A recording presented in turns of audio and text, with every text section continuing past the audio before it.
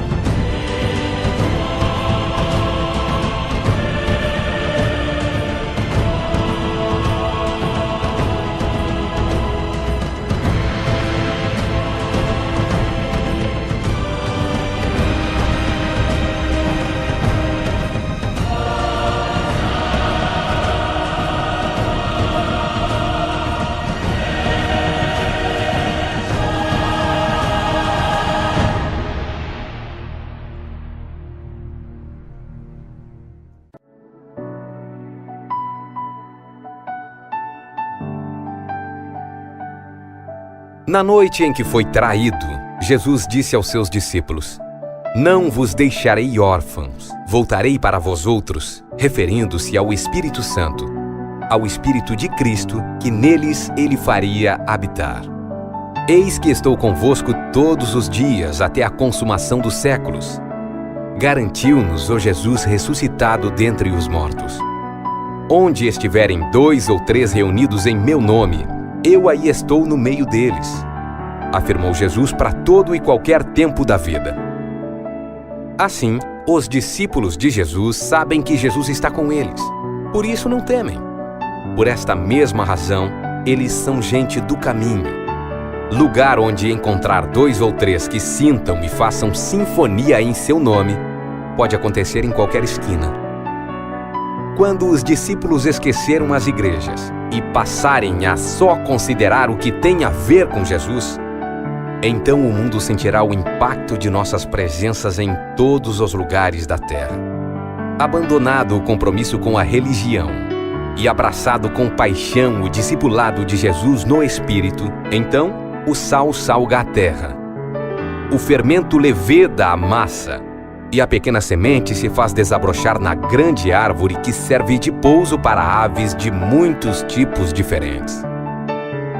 Onde quer que você encontre sintonia com 2 ou 3 no nome que é sobre todo nome, então sinta-se na igreja e experimente cada encontro como alegria de síntese fraterna da presença de Jesus entre os irmãos. E há poder nessa sinfonia. O que aqui digo soa como tolice e obviedade. Mas no dia em que milhões de consciências começarem a viver assim, o planeta vai sentir o significado da presença do povo de Deus na Terra. Neste dia haverá igreja em toda a Terra, pois nessa leveza o Evangelho do Reino será pregado em todas as nações sem juntas de missões e sem missões nas juntas. Todo aquele que é igreja porque é de Jesus, com consciência da comunhão sincera do amor humano, nunca deixa de se congregar, posto que mesmo fora da instituição, nunca deixam de buscar vínculos humanos de fé. Igrejas são 2 ou 3 reunidos em seu nome. O que mais é igreja? Sempre haverá público e necessidade pagã de um grande templo. São as pirâmides do cristianismo. Entretanto, se ainda houver uma revolução do amor de Deus no mundo pela expressão explícita do povo igreja, esta será através de milhões de pequenos grupos, de amor singelo, de pregação com vida e mediante a prática da existência de serviço humilde. Jesus disse: "Eu vos dei o exemplo, e mais, se vocês se amarem, o mundo crerá que fui enviado." O mais é escândalo contra a simplicidade do Evangelho e contra os ensinos e modos de Jesus, o Mestre e Senhor.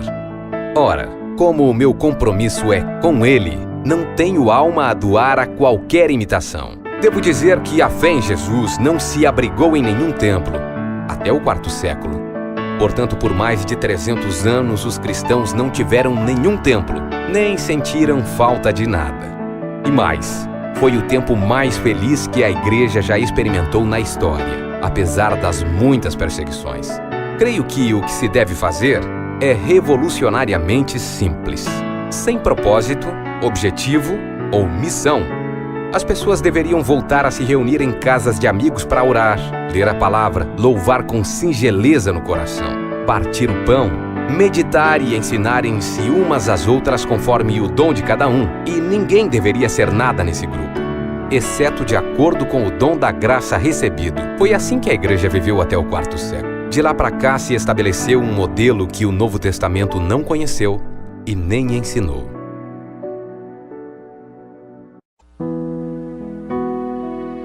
Tudo no Evangelho são modos de ser, sem títulos, sem nomeação, nada vem de fora. Nada é imposto, nada é função organizacional. Tudo é orgânico e natural. Pode ser que você seja um pastor pastoreando pessoas e você nem saiba disso. E nem precisa saber. E ninguém precisa saber. Pode ser que você seja um evangelista e nem se deu conta disso. E nem precisa. Apenas seja quem você é. Quem é, sempre será. Carregando esse dom sem esforço pelo caminho, é na vida, sem hierarquias. O que Paulo fala sobre dons e serviços, colocando uma ordem aparentando uma hierarquia piramidal, deve ser interpretado através de Jesus. Jesus deve ser a chave hermenêutica de toda a Bíblia. E Jesus diz que o maior é o menor. Tudo deve ser entendido assim, através de Jesus. Jesus disse: "Vós, porém, não queirais ser chamados mestre, porque um só é o vosso mestre, a saber, o Cristo, e todos vós sois irmãos. E a ninguém da terra chameis vosso pastor, porque um só é o vosso pastor, que é o Cristo." Note quando os discípulos descem do Monte da Transfiguração, onde surge uma questão entre eles e se perguntam: quem é o maior? Jesus pega uma criança no colo e diz: maior é quem não sabe que é. Fomos todos feitos reis e sacerdotes e Jesus o único sumo sacerdote. Ninguém deve ser maior que ninguém. A ceia só é santa se a fome for farta. Santa Ceia é ser pão para o faminto e vinho, alegria para o oprimido de alma. O resto é rito. Compreenda, portanto, que todo memorial que não aponta para a vida e não se faz carne e sangue no caminho, para nada aproveita. É tradição religiosa que reverbera apenas como piedade perversa. Essa é a bênção. Sermos livres do egoísmo que opera em nós. Pois não há nada que produza mais doença do que ser autocentrado. Jesus afirmou que era o verdadeiro pão que havia descido do céu. E assim arrematou: a minha comida e a minha bebida é fazer a vontade de meu Pai, que foi se entregar ao mundo. Ora, nós já sabemos que a vontade do Pai é ser amado no próximo. O outro, portanto, é o altar onde eu devo realizar o meu serviço, pois só fazendo assim é que o Senhor virá até nós, sentará à mesa e ceará conosco. Quando Jesus declarou: fazei isto em memória minha, ele não pediu para ninguém repetir um rito, pois em verdade, aquele ato significava algo com uma perspectiva muito maior. Chega a ser bizarro imaginar que Jesus desejava que comêssemos pão e vinho apenas para lembrar dele. Não faz sentido. Na verdade, a fala do Senhor, ao depois, desdobrou-se de forma mais profunda e consistente no fato dele ter dado a sua vida em prol do mundo. Então, Santa Ceia é aquilo que me leva, a partir do rito e dos símbolos, a entender que eu devo ser pão para os outros, que devo gastar a minha vida em prol de amenizar a dor dos que não possuem esperança. Que melhor maneira de anunciar a morte e a ressurreição do Senhor que não esta? E assim, a ceia só se torna santa se a fartura da mesa seja tanta que chegue até os miseráveis e indigentes da terra. Caso contrário, é apenas pão, vinho, religiosidade e descaso. Eu não consigo ver na fala de Jesus a intenção de formalizar um lugar onde pessoas pudessem sempre estar se reunindo e limitando toda a sua vida religiosa a esse lugar. Não consigo ver um credo a ser aprendido a não ser o amor. A congregação de Jesus não tinha paredes, nem bancos, nem credos. Ela acontecia enquanto ele caminhava pela Palestina. Umas vezes no Mar da Galileia, outras vezes a caminho de Cafarnaum, outras no caminho de Cesareia, de Filipe, outras vezes no templo, outras nas sinagogas, enfim. Congregar para Jesus não é ajuntamento quantitativo, e sim relação pessoal no caminho. É certo que ele parava, pregava, curava, mas sempre sem fazer do lugar um tabernáculo de fé. Ele mesmo disse: "O Filho do Homem não tem onde reclinar a cabeça." A congregação de Jesus acontece enquanto vivemos, trabalhamos, brincamos, pecamos, é na vida. Teria outros exemplos para citar, como o da mulher samaritana doida para que Jesus dissesse onde era o lugar da bênção, Pedro no Monte da Transfiguração querendo fazer a tenda da revelação. Enfim, a moçada estava sempre querendo que ele fincasse o pau da institucionalização, mas ele foi um peregrino. Estava de passagem como nós também estamos, mas nós sempre queremos ter um lugar, e ele não. Chegando ao texto que é geralmente citado, Hebreus capítulo 10 e versículo 25. Não deixando a nossa congregação, como é costume de alguns, antes, ademoestando-nos uns aos outros, e tanto mais, quando vedes que se vai aproximando aquele dia. Congregação, ou em outras traduções, igreja e assembleia. No grego seria epsinagoge. A palavra grega para reunião é epsunagoge. A palavra, literalmente, é um verbo que significa sinagogar. Ela é composta do prefixo grego epi, com a palavra sungoge, de onde tiramos nossa palavra transliterada para português, sinagoga. EPI significa super, imposição, o que é de cima, mais alto que, o mais alto, sobre. Sunagoge significa um encontro, reunião, um ajuntamento. Colocando estas duas palavras juntas, epi-sunagoge significa a sinagoga de cima, o mais alto encontro, a mais alta reunião, o mais alto de todos os ajuntamentos. Trata-se de algo muito maior do que coletar muitos corpos viventes em um lugar. É uma reunião em um lugar mais elevado, em um plano mais alto, nos lugares elevados do espírito e na mais elevada verdade. É um ajuntamento em uma dimensão na parte de cima. Indica uma reunião no espírito, como Paulo também testificou. E nos ressuscitou juntamente com ele, e com ele nos fez assentar nas regiões celestiais em Cristo Jesus. Efésios capítulo 2 e versículo 6. Novo nascimento não é uma doutrina. É uma atitude frente à vida. Nascido de Deus é aquele que ama. Não tem nada a ver com sistematização, mas com a encarnação da graça no chão dos dias. E o que ama sabe quem Deus é não porque leu as Escrituras ou por causa das confissões. Ele sabe quem Deus é porque Deus está nele, entranhado nele pelo seu Espírito. Então, se você quiser discernir quem é discípulo de Jesus, é só olhar para alguém que ama. É simples assim. Pois é impossível alguém amar e o amor de Deus não está nele. E é impossível amar e adorar a Deus sem ser através do próximo. Deus escolheu ser adorado assim. O que Jesus fez? Se entregou ao mundo. Então, sejamos parecidos com Ele. Quem tem Cristo ama como Ele amou. E quem não ama assim não pode estar em Cristo. Quem tem Deus ama porque Deus é amor.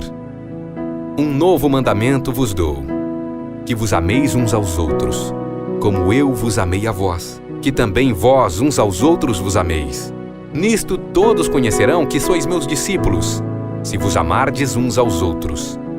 Ama como Jesus amou? Então é discípulo dele. Este é o meu mandamento: amai-vos uns aos outros como eu vos amo, como Jesus amou, se entregando. Ninguém tem maior amor do que aquele que dá a sua vida por seus amigos. Vós sois meus amigos, se fazeis o que vos mando. Apenas se fazeis.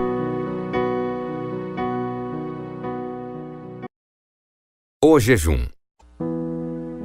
Isaías 58. Sabeis qual é o jejum que me agrada? Diz o Senhor Deus. É romper as cadeias injustas, desatar as cordas do jugo, mandar embora livres os oprimidos e quebrar toda espécie de jugo. É repartir o seu alimento com o faminto, dar abrigo aos desabrigados, vestir os maltrapilhos em lugar de desviar-se de seu semelhante. O jejum no meio evangélico é uma espécie de espinafre do Popeye. O sujeito faz o uso dele como um suplemento espiritual com vistas a se fortalecer, tornar-se mais ungido, mais destemido na sua luta contra o diabo. É algo travestido de sobrenaturalidade. Não obstante, não passe de uma prática supersticiosa e vazia. Sim, o jejum de Jesus foi feito como preparação para a oferta de si mesmo ao mundo. Portanto, correlatamente, ele deve ser algo que aguça a consciência e fortalece o coração para a ação solidária e generosa com o outro no chão da vida. O jejum tem sim esse poder de nos mover para fora de nós mesmos. Ele leva a fixar o olhar para o que está no entorno, para as realidades dramáticas que nos cercam, como a dor, a miséria e a injustiça contra aquele que é nosso igual.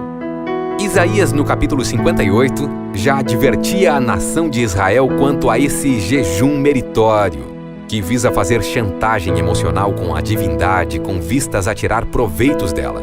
Já ali, numa sociedade experimentando um desequilíbrio social grave, há a denúncia do abandono dos pobres em detrimento do exercício de uma espiritualidade oca, que imaginava que Deus desejava que o abastado se privasse de pão por 1 ou 2 dias, enquanto o faminto agonizava sem ter o que comer. O único jejum que agrada a Deus é aquele que você faz para o benefício do outro. Um jejum que remove a lepra da alma para torná-la sensível ao sofrimento humano. O jejum que traz algum proveito alimenta o coração de solidariedade.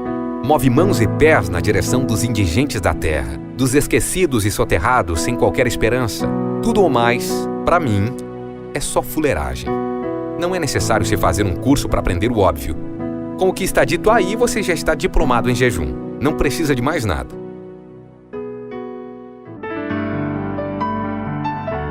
Sou grato a Deus por ter me feito entender um pouco mais do Evangelho. Eu era religioso e não sabia. Uma mente religiosa me fazia pensar que estar no culto em um templo com os irmãos era mais importante do que estar em um almoço com os amigos e família. Quando surgia um convite para um aniversário de alguém em horário de culto, eu precisava fazer uma escolha: culto ou festa. Então me vinha à mente colocar Deus em primeiro lugar. E me dirigia ao templo deixando amigos e familiares descontentes comigo. Mas eu pergunto, o que é servir a Deus?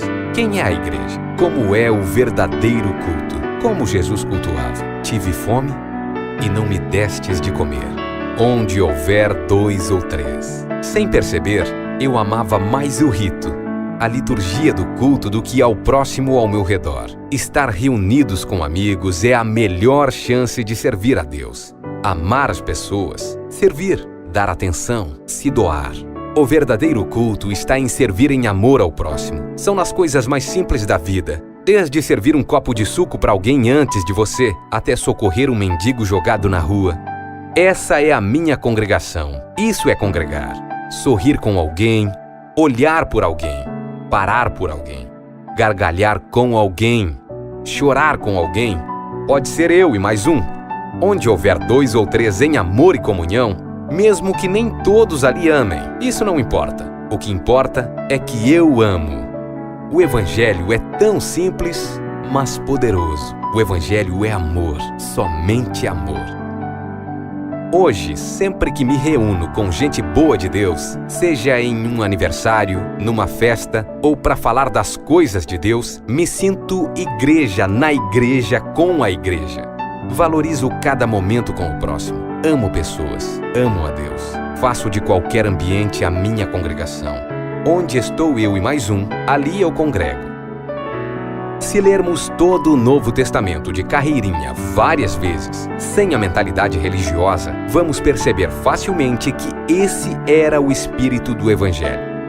Por isso, o Evangelho foi loucura e escândalo para os religiosos da época, por ser tão simples. Hoje acontece o mesmo com quem decide viver este Evangelho. Portanto, congregue. Reúna-se, tenha comunhão. Seja em uma festa, seja em uma casa, seja na praia, seja na praça, seja onde for. Sirvam e amem uns aos outros, assim como Cristo fez.